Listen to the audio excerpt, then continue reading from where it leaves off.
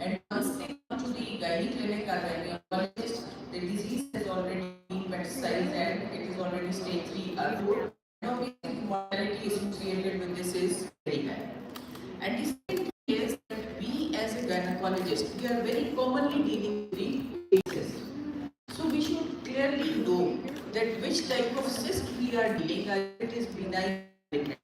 Most of the time, I see in my clinics that the patient presents with ovarian cyst and patient is straight away taken for either laparoscopy or laparotomy. Most of the time, it turns out malignant and obviously if we have done laparoscopy, it will shrink, and if we have done laparotomy, then we need to go for second surgery, and obviously it causes delay and ultimately the disease upstages and the prognosis goes down. So before starting treatment, we should know either we are dealing with a benign cyst or we are dealing with a malignant cyst. There are different methods, there are different tests which are already explained to all, by which we can categorize the cyst and accordingly we can plan for the treatment.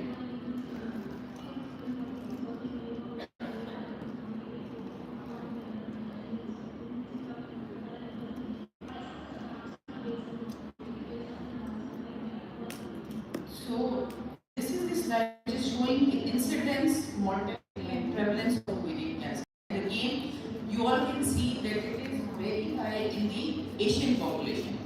And we all as Asians are at risk of ovarian cancer.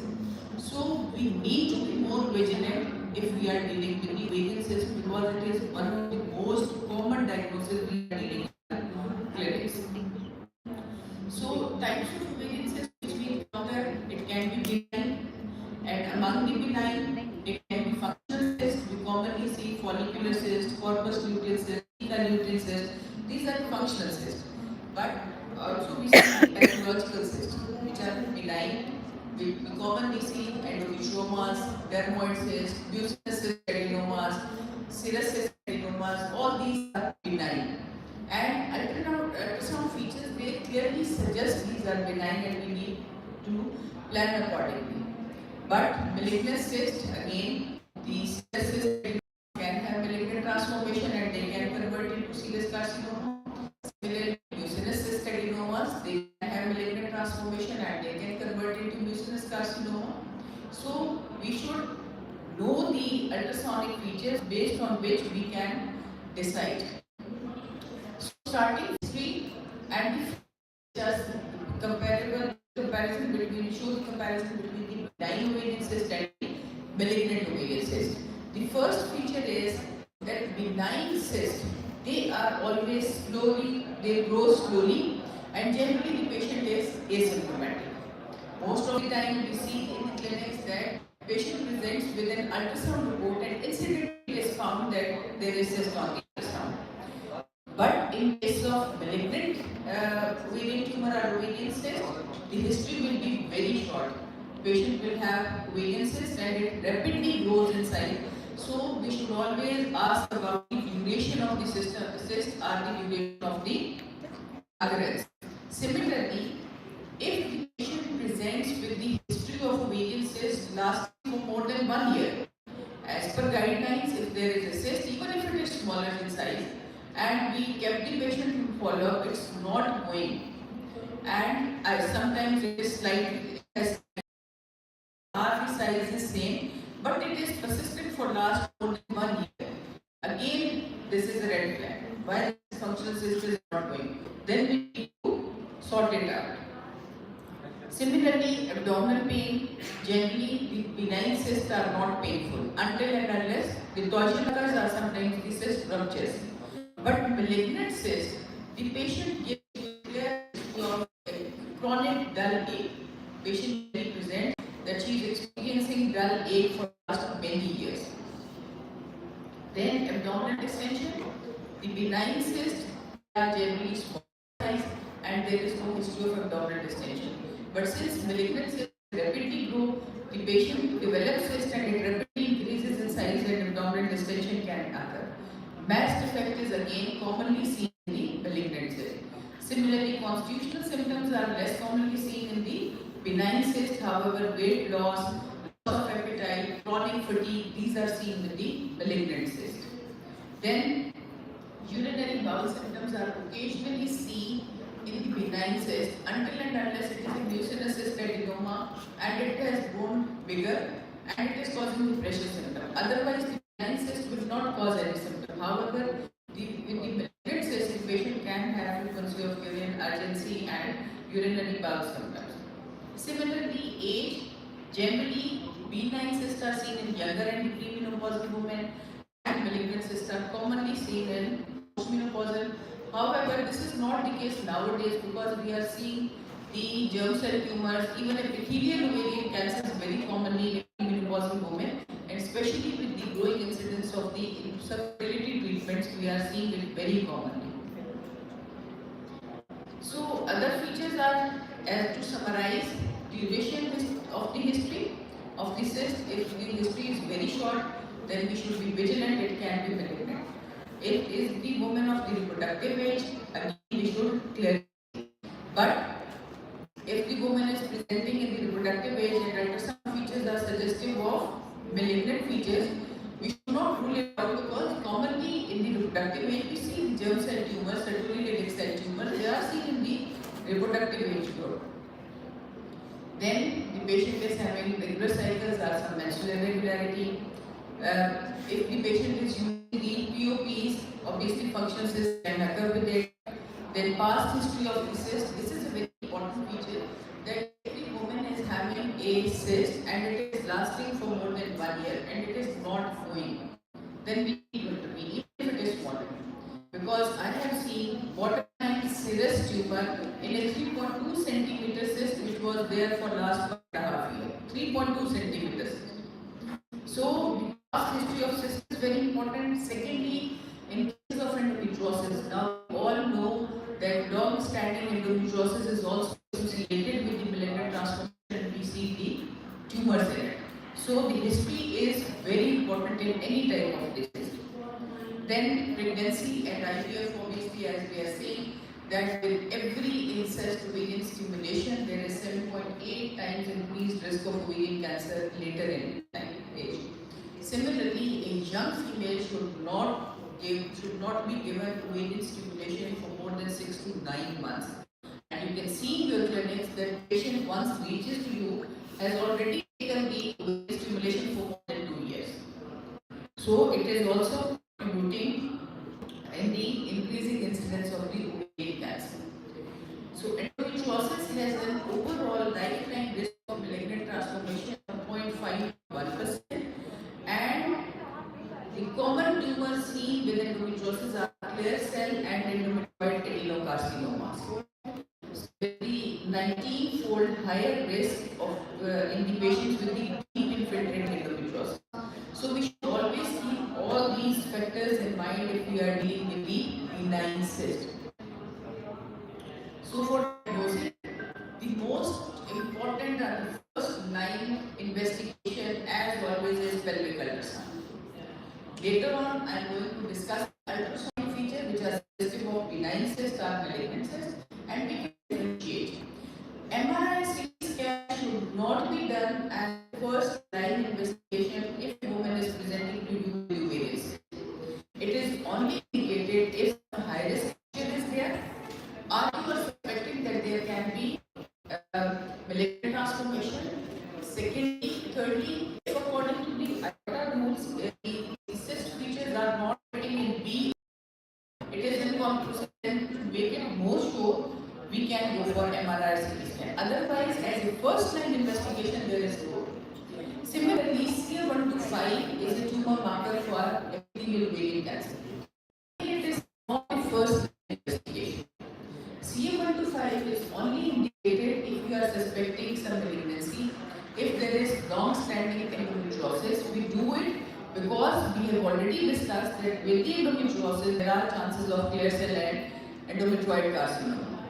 But unfortunately, we see in our clinics that woman presents with 4-5 centimeter simple cyst, no septations, and CA1 to 5 is already done. Then the patient generally presents with the history already panicked because somebody has told that your CA is 52 and you already have developed cancer. So we should also know that CA can increase during the menstrual cycles, with fibroid, with endometriosis, any type of problem which can cause peritoneal irritation, it can slightly increase, but it is not suggestive of malignancy. So first, ultrasound. So it is the iota group ultrasound rule on which they have defined the B feature, B rule and M rule. B rule is suggestive of benign features and M rule is suggestive of malignant features. So whenever you see the ultrasound, you should look for these features, and if your radiologist has not clearly mentioned these features, you can always send them back. Because based on ultrasound, you will decide for the next step. So according to B rule, a benign cyst should be unilocular. However, the malignant cyst will be irregular and there will be solid tumor. You must have seen your ultrasound reports, which is suggestive of simple cyst with thin sections. It is benign cyst. But if you have received a report which is showing solid consistent tumor, it means it is high risk. Then presence of solid component, but if it is less than 7 millimeter, okay, fine. But if it is larger and the solid component is more prominent, then it is suggestive of malignancy. Similarly, the presence of ascites and increased vascularity, they are suggestive of malignancy. So these are the ultrasound. These are the ultrasound pictures of the B and M rule. You can clearly see the green ones are the B features, and you can see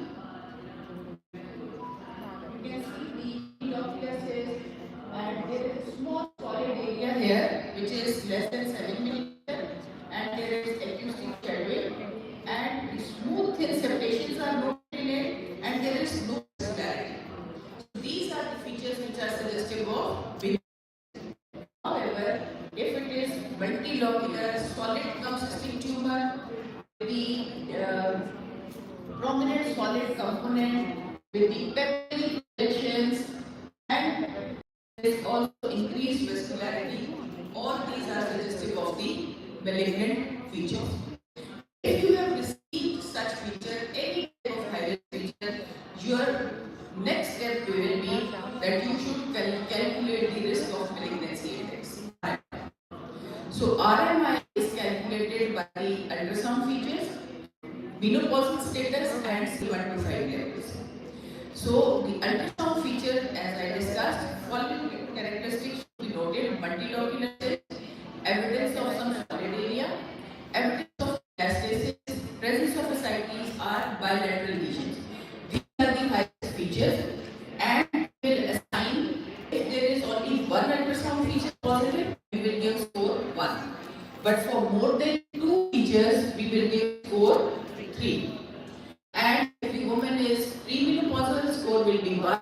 For postmenopausal, it will be 3. And CA125 level will be as it is added. For example, if you have received an ultrasound report of a postmenopausal woman which is showing solid consistent mass with ascites and increased vascularity, so there are more than 2 ultrasound features, we will score 3. She is postmenopausal, multiply by 3, and for example, if her CA125 level is 150, we will multiply by 150 and we calculate the RMI. And the cutoff for RMI is taken as 200. If it is less than 200, then the index of suspicion for malignancy will be low. But if it is more than 200, like in this scenario, it will be definitely more than 200. So the index of suspicion for malignancy will be very high, and we should refer this patient to the gynecologist or the proper oncology center. So next is there is another modified RMI. In the modified RMI, they have added the size of the tumor. Size of the tumor is also added as one feature, and they have taken the cutoff of less than 7 cm and more than 7 cm. For less than 7 score will be 1, more than 7 score will be 2, and in this the highest feature will be score 4, and more than 2 some feature will be score 4, and we will calculate, and the cutoff for modified RMI is 250. If it is more than 250, it is high risk, and we should take it as a malignant tumor or malignant cyst, and we should proceed accordingly. So all these diagnostic iota rule, RMI, modified RMI, Roma, all these are created for the patient who are being proceeded by the surgery, because we should carefully decide for the surgery. Either we are going laparoscopically, either we are going for laparotomy, either we need to proceed with, because the aim should be, if we are optimal surgery should be done at the first. So as I discussed, MRI, the MRI is not a first line indication. For example, you have calculated the RMI and it is suggestive of the suspicion for malignancy is high, then only we need to confirm our findings by MRI, and we should assess the resectability. Either we can do the optimal surgery, and obviously we also look for the metastasis, local and distant, and then we proceed. There is only the role of MRI, otherwise it is not a first line investigation. CT scan for pelvic pathology, best radiological modality is MRI. If we are planning for surgery, we need to assess the resectability. The main the radiological or imaging modality should be MRI pelvis. CT scan is useful in assessment of the distant metastasis, lymphadenopathy, peritoneal disease. But CT scan is not a good modality for pelvic pathology. We are assessing resectability, cervical involvement, parametrial involvement, especially in cases of endometrial cyst. Similarly, PET-CT is not the first line investigation if we are planning for surgery, because PET-CT is advised if we are dealing with recurrent mass, or we have some, we want to rule out some distant metastasis and we are not sure on the CT scan, then we can use the PET-CT. But if you are planning for surgery and you advise PET-CT, you cannot assess the resectability on it. Maybe it is showing small, little distant local metastasis, but once you go in, there is extensive peritoneal disease and you cannot do the optimal surgery.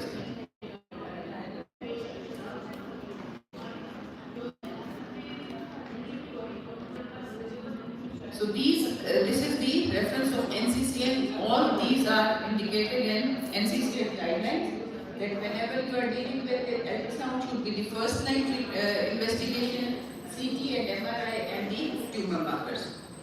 Again, tumor marker, these are the list of the tumor markers which we should do if we are suspecting ovarian malignancy. C1 to 5 for epithelial inhibiting granulosa cell tumor, beta ECGN for the germ cell tumor, LDH, germinomas, CEA and CA19-9. Because we should always keep in mind it can be a Krukenberg tumor or Krukenberg cyst. CEA if the disease has metastasized from the bowel or the disease has metastasized from breast, pancreas, we should always do these tumor markers. We should always keep the Krukenberg tumor in mind. So according to QAMC guidelines, referral to gynecological oncologist is recommended in following condition in both premenopausal and postmenopausal women. Elevated CA1 to 5 imaging, ascites, nodular or fixed mass and evidence of metastasis. And if the RMI risk of malignancy index is very high. So we should clearly identify we are dealing with malignant or benign cyst, because the aim of surgery is optimal surgery, and we need to plan either we are going laparoscopic or laparotomy, because if we are suspecting malignancy, we should not do laparoscopy. We should avoid spillage. Then detailed assessment of the disease and clear documentation of the intraoperative finding. Gene testing, if we have